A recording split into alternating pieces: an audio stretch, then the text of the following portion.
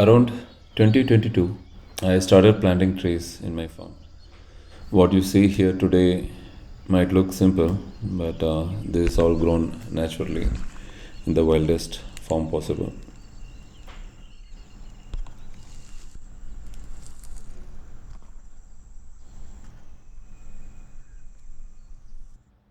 One of the biggest problem right now is the plant called lantana. It spreads aggressively and competes with young trees, so controlling them it is critical.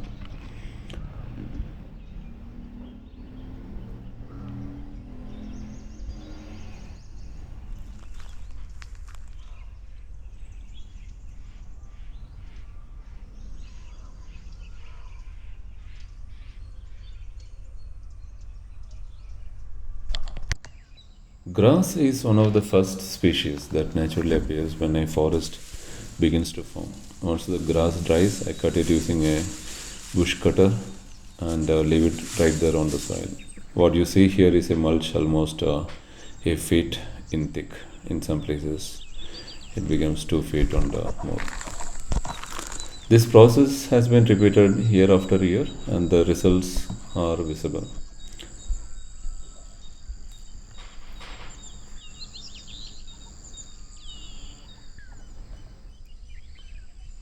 The biomass on the land has increased significantly.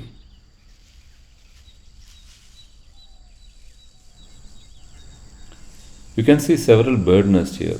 They were built during the nesting season and now they're empty. Birds don't usually reuse the same nest, but the fact that they are built them here tells me something important. The ecosystem is becoming welcoming.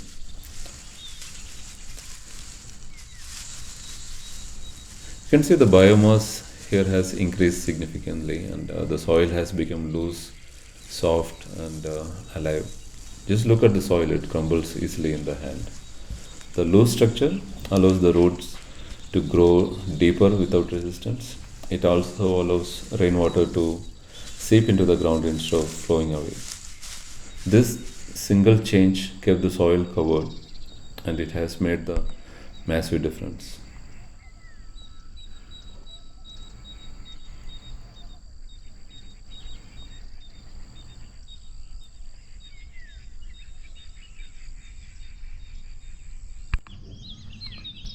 I have not done any pruning so far. I plan to do that for the first time, maybe before the rain starts. Everything you see here, the mulch, the biomass, the soil fertility, comes from grass, a small plant.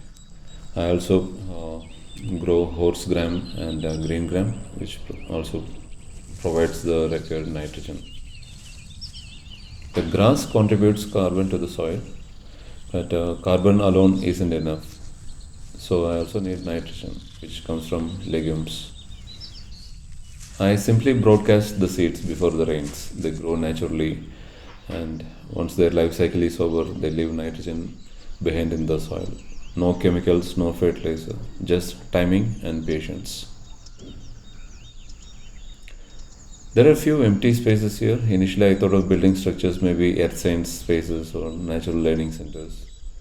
And I'd love to host classes on meadows construction and earth based living.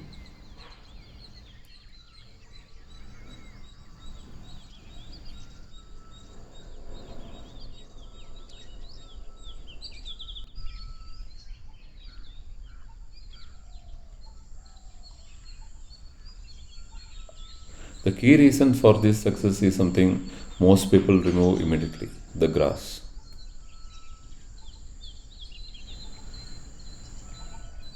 There was no daily watering, no pruning schedules, no forced growth, no fertilizer.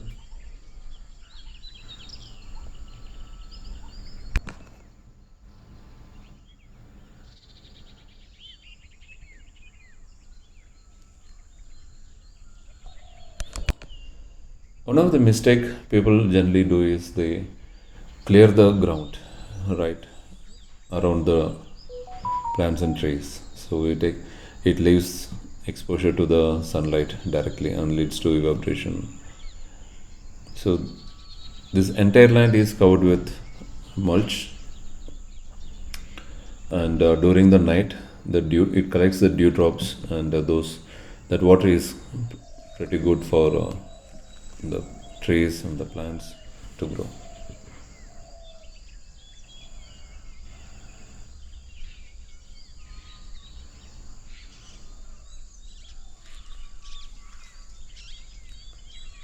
This approach also comes with its own challenges. When the grass grows taller than the young plant, sometimes during the bush cutting, a few saplings get cut accidentally. So that is why you see some of the plants, they are still smaller in size.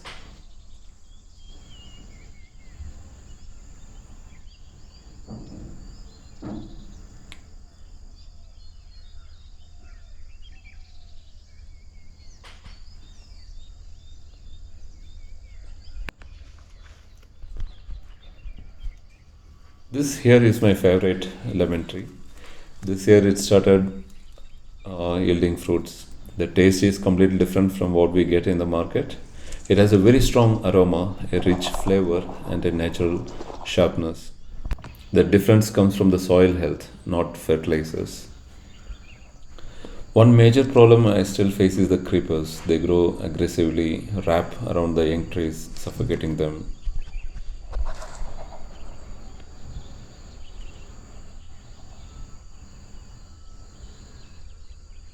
I lost a few trees because of the creepers.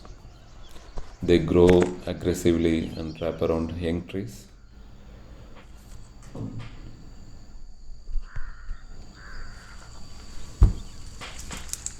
The creepers tighten around the stem and prevent the tree from thickening, weaken it over time, and eventually the tree collapses.